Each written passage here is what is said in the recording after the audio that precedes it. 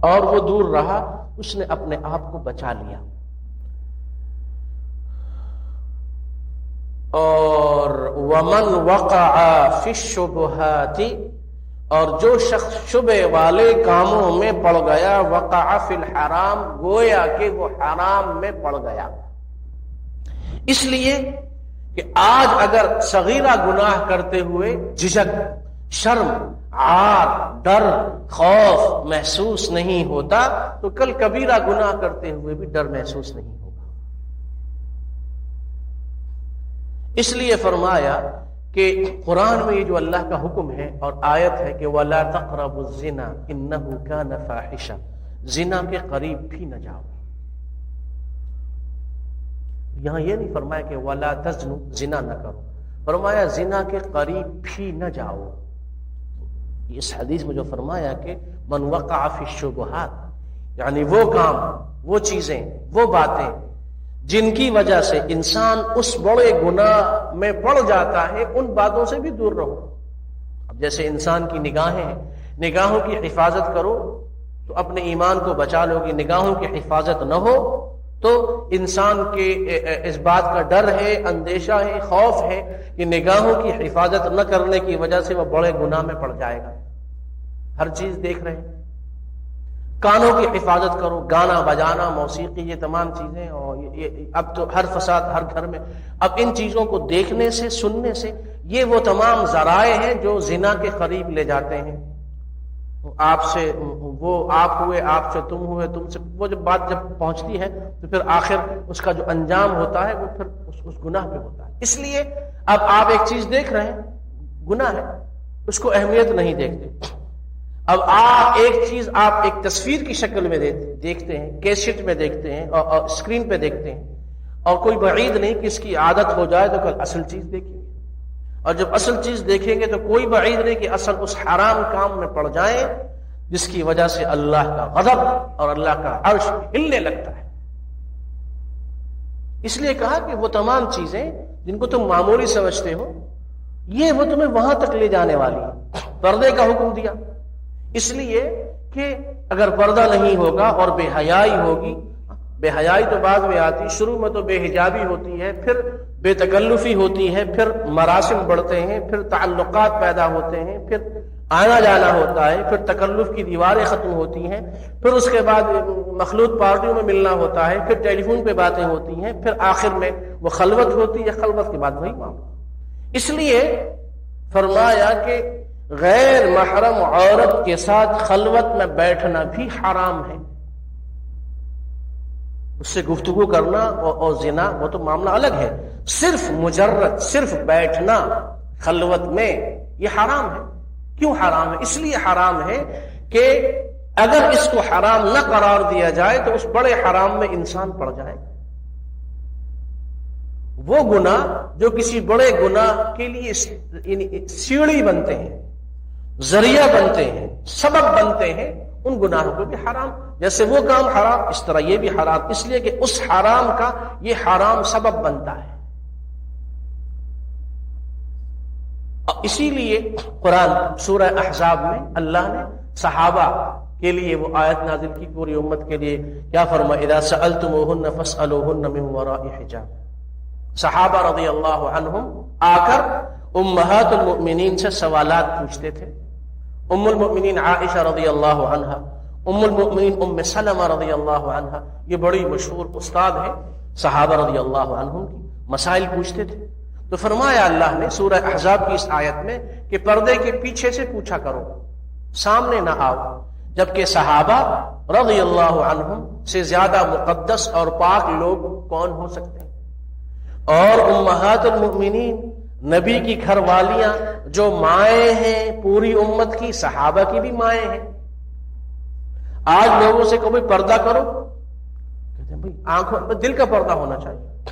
اب کون چہرے کو چھپائے گا صاحب؟ اور اس زمانے میں تو یہ مشکل ہے. اور جناب اب وہ اسکول میں اور کالج میں اور یونیورسٹی میں اور جناب ہر جگہ فنکشن ہوتے ہیں، ان فنکشنوں کا مقصد صرف بے حجابی، بے حیائی. بھائی کیا تمہاری عورتیں، تمہاری مائیں بہنیں نبی کی بیویوں سے جو پوری امت کی مائیں ہیں ان سے زیادہ پاک دامن ہیں؟ اور آپ اور میں کیا صحابہ سے زیادہ پرہیزگار اور متقی ہیں؟ صحابہ سے یہ کہا گیا کہ تم اپنی ان ماؤں سے جب بات کرو تو پردے کے پیچھے سے بات کرو. تو تمہارے لیے کون سی گنجائش، کون سی دلیل ایسی نکل آئے کہ تم بے حجاب جس سے چاہو اور گفتگو کرتے پھرو اور ہنسی کھیل اور مذاق ہو رہا، فضول باتیں ہو رہی. اسی لیے کہا کہ ہاں تو جو حرام یعنی جو شبے والے کام میں، شبے والی چیز میں، شبے والے معاملے میں پڑ گئے وہ حرام میں پڑ جائے گا. من وقع فی الشبہات وقع فی الحرام کالراعی یرعی حول الحمى. راعی کہتے ہیں چرواہے کو جو ریوڑ چراتا ہے، بکریوں والا، بھیڑ بکریوں والا. الراعی یرعی جو چراتا ہے، حول الحمى باغ اور وہ جو نشان لگا ہوا ہے سرکاری ممنوع علاقہ اس کے ارد گرد. حول الحمى، حمى وہ مخصوص جگہ جہاں جانا ممنوع ہو، اس کے ارد گرد وہ اپنی بکریاں چراتا ہے. وہاں چر رہی ہیں بکریاں. یوشکو خطرہ ہے، اندیشہ ہے، ان یرتع فی کہ وہ اس میں گھس جائے گا، اس میں پڑ جائے گا. بھیڑ بکریاں ہیں اور وہ وہاں چر رہی ہیں، اور ایک باڑ اور ایک وہ باؤنڈری ہے، وہ لائن لگی ہوئی ہے، وہاں خاردار تاریں لگی ہوئی ہیں اور بورڈ لگا ہوا ہے کہ اندر آپ نہیں جا سکتے. اگر وہاں سے اپنی بھیڑ بکریوں کو آپ نے ہٹا لیا، محفوظ ہو گئے. چھوڑ دیا چرنے کے لیے، آج نہیں تو کل، کل نہیں تو پرسوں. اب ہر لمحہ کون چوکیدار بنا ان کے سر پہ سوار رہے گا. کسی بھی وقت وہ غیر ارادی طور پر اس سرکاری چراگاہ میں داخل ہو سکتی ہیں اور اس طریقے پہ قانون کی خلاف ورزی ہوگی. اسی لیے سورہ بقرہ کی آیت نمبر 187 میں فرمایا تلک حدود اللہ فلا تقربوها، جو حدیث میں ہے کہ اس چراگاہ کے اس نشان کے قریب بھی نہ جاؤ. تو قرآن میں اللہ نے فرما دیا ہے کہ تلک حدود اللہ فلا تقربوها، یہ اللہ کی حدیں ہیں، ان کو پھلانگنا. دوسری جگہ ہے آیت نمبر 229 میں فلا تعتدوها، ان کو مت پھلانگنا، ان کو پار کر کے نہ جاؤ. لیکن اس آیت نمبر 187 میں ہے فلا تقربوها، اس کے قریب بھی نہ جاؤ. جیسے فرمایا ابھی ہم نے وہ آیت پڑھی کہ ولا تقربوا الزنا، زنا کے قریب بھی نہ جاؤ. یہاں فرمایا کہ ان یہ جو خطرے والا نشان ہے اس کے قریب بھی نہ جاؤ. قریب چلے گئے اس میں پڑ جاؤ گے. اس لیے تو جیسے الا وان لكل ملك حما، جان لو سمجھ لو اس بات کو کہ ہر بادشاہ اور ہر طاقتور اور ہر صاحب اقتدار کے لیے حما کچھ ممنوع علاقے ہوتے ہیں اور وہاں ظاہر ہر آدمی نہیں جا سکتا. الا وان حما اللہ محارم، اور یہ بھی جان لو کہ اللہ نے جو نشان لگایا ہے ممنوع چیزوں اور علاقوں اور باتوں کا، وہ محارم اللہ کی حرام کی ہوئی چیزیں ہیں، جن کا ذکر حدیث کے پہلے جملے اور دوسرے جملے میں ہے کہ وَإِنَّ الْحَرَامَ بَيِّنٌ. اور یہ بتایا من وقع فی الشبہات وقع فی الحرام، شبہ والے کاموں میں جو پڑ گیا وہ حرام کام میں بھی پڑ جاتا ہے. اور یہ فرمایا ترمذی اور ابن ماجہ میں لا يبلغ العبد ان يكون من المتقين حتى يدع ما لا بأس به حذرا مما به بأس. تقوی کے بلند و بالا مقامات کو حاصل کرنے کے لیے ضروری ہے کہ احتیاط کے طور پہ انسان جائز کاموں کو بھی چھوڑ دے. بعض ایسے کام کہ جو جائز ہیں لیکن ہو سکتا ہے کہ ان کی وجہ سے تو انسان بسا اوقات بعض ایسے کاموں کو بھی چھوڑ دیتا ہے. اور امام اور یہ مشہور صحابی ہیں سیدنا ابو الدرداء رضی اللہ عنہ، یہ فرماتے ہیں کہ تمام التقوی ان یتقی اللہ العبد حتی یتقیہ من مثقال ذرہ، چھوٹی چھوٹی باتوں میں بھی انسان اللہ سے ڈرے. اور یہی وہ احتیاط ہے جس کو کہا، جیسے کہ ہم نے وہ آیت پڑھی ولا تقربوا الزنا اور تلک حدود اللہ فلا تقربوها، اس کو کہتے ہیں سد ذرائع. فقہا اور علماء کی زبان میں اس کو کہتے ہیں سد ذرائع. سد کے معنی بند کر دینا، سد یسد سدن کسی چیز کو بند کر دینا.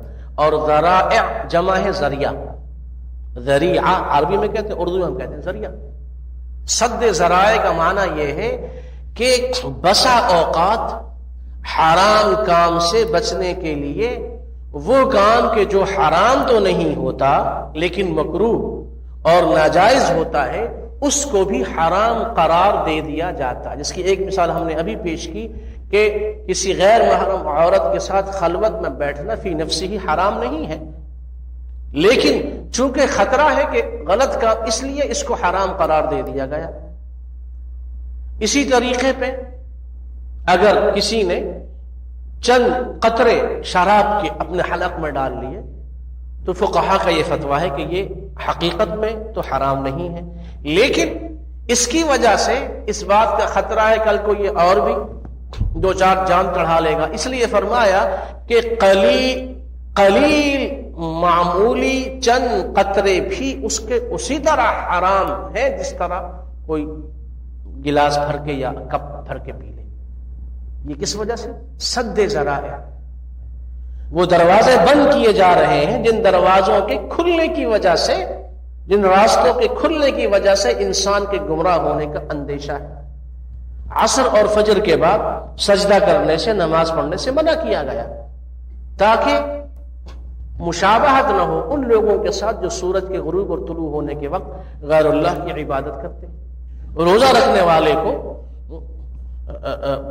منع کیا گیا کہ وہ روزے کی حالت میں مباشرت سے دور رہے، صرف بوس و کنار، حقیقی قربت نہ، صرف یعنی گفتگو یا کسی. اس لیے کہ اگر اس بات کو جائز قرار دے دیا جائے تو انسان جلد باز ہے اور اپنے جذبات کو قابو میں نہ رکھنے کی وجہ سے اس کا روزہ خراب ہو سکتا ہے. یہ تمام ان کو کہتے ہیں سد ذرائع.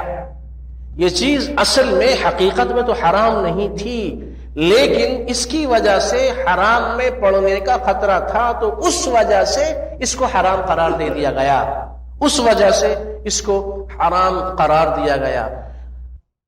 یہ 5 باتیں اس مشہور حدیث میں بیان ہوئی، اور آخر میں جو چھٹی بات بیان کی جا رہی ہے وہ یہ ہے کہ دیکھو، الا وان فی الجسد مضغۃ، جانو، یاد رکھو، سمجھ لو کہ جسم میں، فی الجسد جسم میں، مضغۃ گوشت کا ایک ٹکڑا ہے.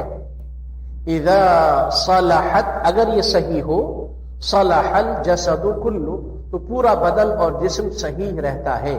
وَإِذَا فَسَدَتْ، اور اگر یہ فاسد ہو جائے، بگڑ جائے، خراب ہو جائے، فَسَدَ الْجَسَدُ كُلُّ، تو سارا جسد اور جسم خراب ہو جاتا ہے. وہ کیا ہے؟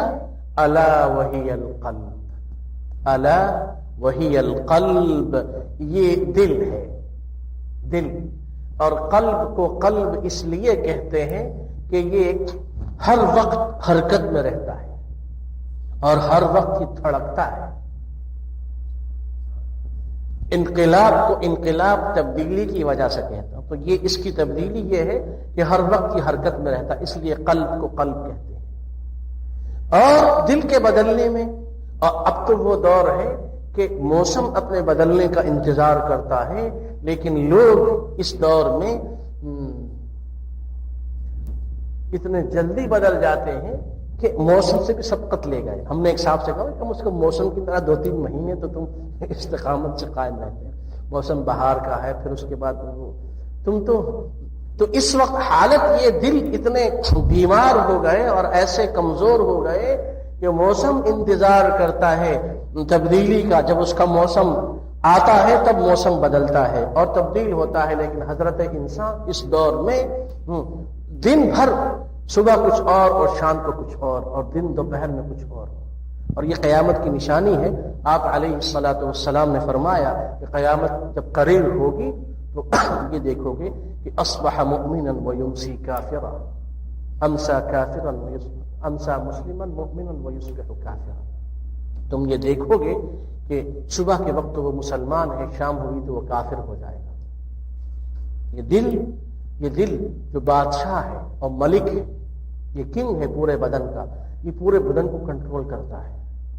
اسی کے تفکر اور اسی کی حرکت اور اسی کے حکم کی وجہ سے تمام اعضائے بدن بیچارے اس کا حکم مانتے ہیں.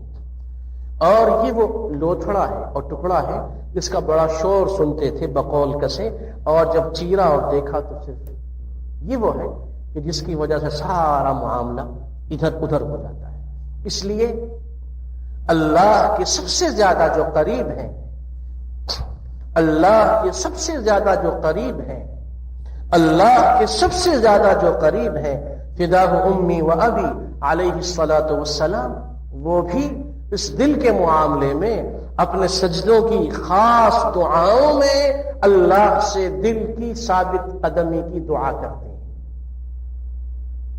امت کو یہ بتا رہے ہیں کہ دل کا معاملہ ایسا ہے کہ کسی وقت بھی یہ گڑبڑ ہو سکتی ہے. اس لیے اپنی دینداری اور چند نیکیوں پہ گھمنڈ نہ کرو. اللہ نہ کرے کسی وقت بھی یہ دل گڑبڑ کر سکتا ہے. تو قرآن میں اہل ایمان کو جو دعا سکھائی گئی وہ اٹھتے بیٹھتے صبح و شام ہر وقت پڑھنے کی ہے.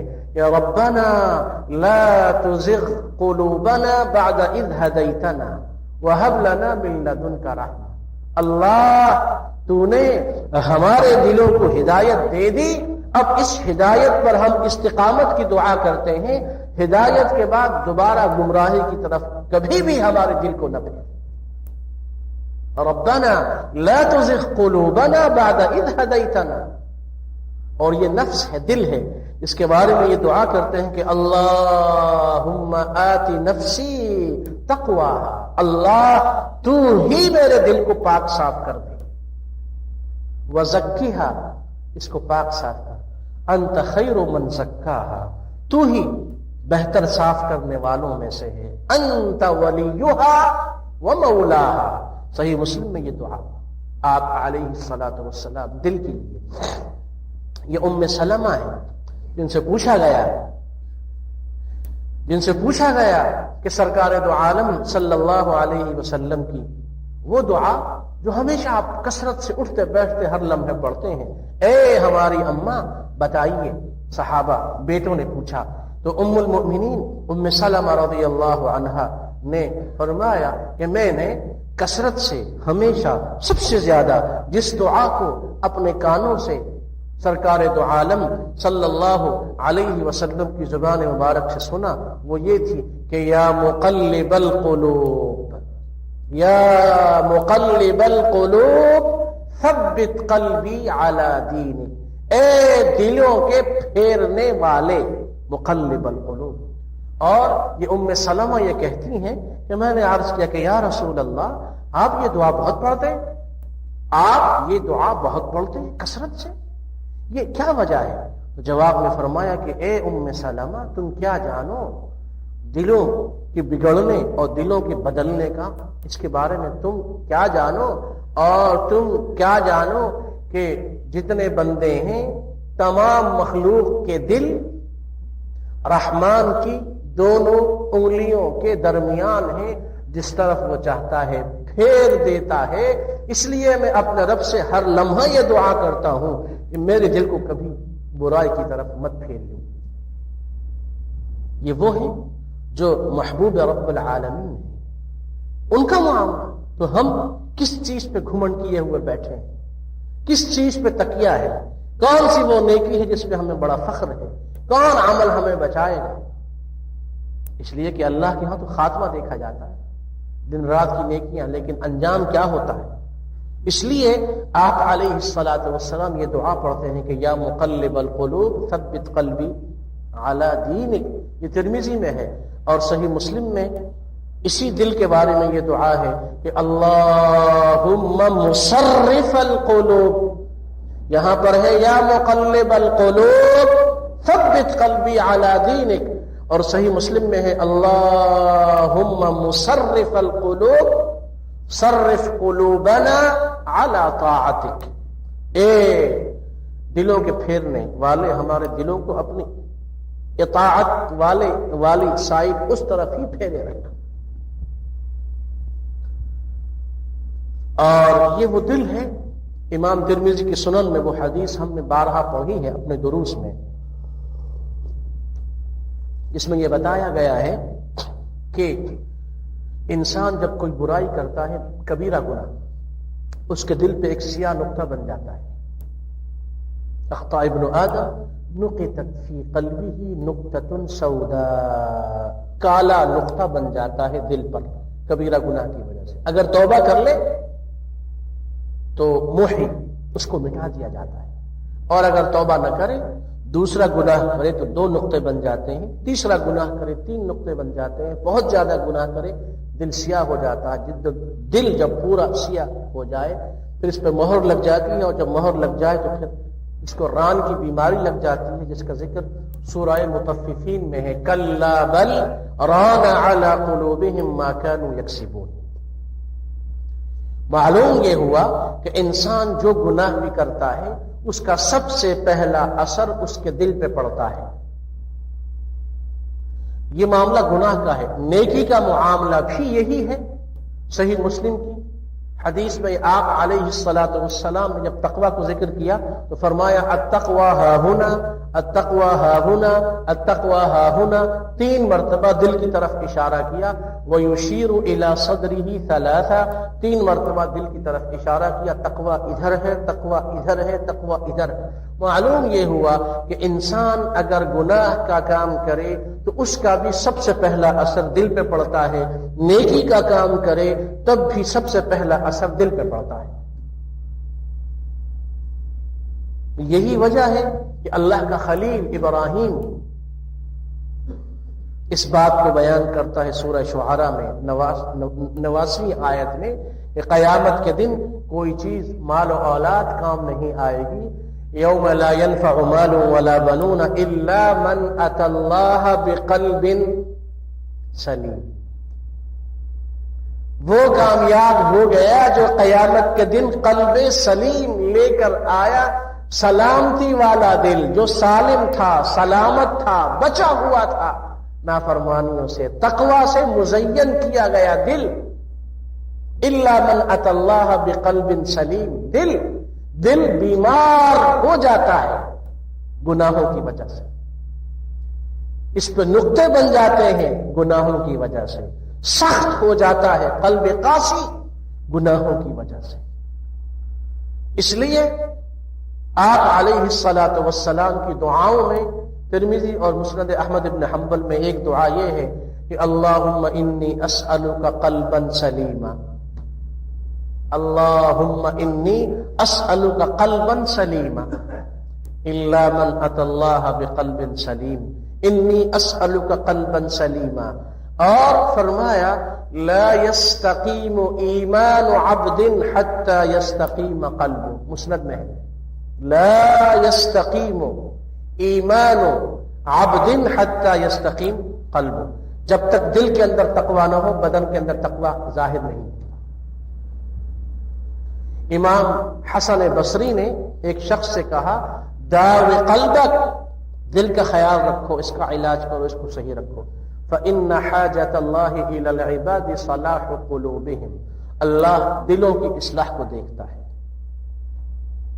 امام ابن رجب حنبلی نے فرمایا ان مراده منهم ومطلوبه صلاح قلوبهم، فلا صلاح للقلوب حتى تستقر فيها معرفة الله وعظمته ومحبته وخشيته ومهابته ورجاؤه والتوكل عليه، وهذا هو حقيقة التوحيد وهو معنى لا إله إلا الله.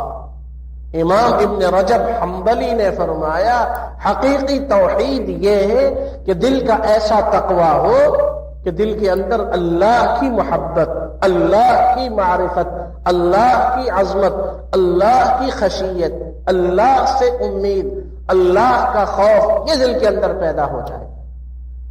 اسی لیے سورہ نساء میں جو اللہ کا ارشاد ہے لا تشرکوا بہ شیئا، اس کی تفسیر میں مشہور تابعی مجاہد کا یہ قول امام ابن رجب حنبلی نے نقل کیا لا تشرکوا بہ شیئا ای لا تحبوا غیر اللہ، اللہ کے علاوہ کسی اور سے محبت نہ کرو.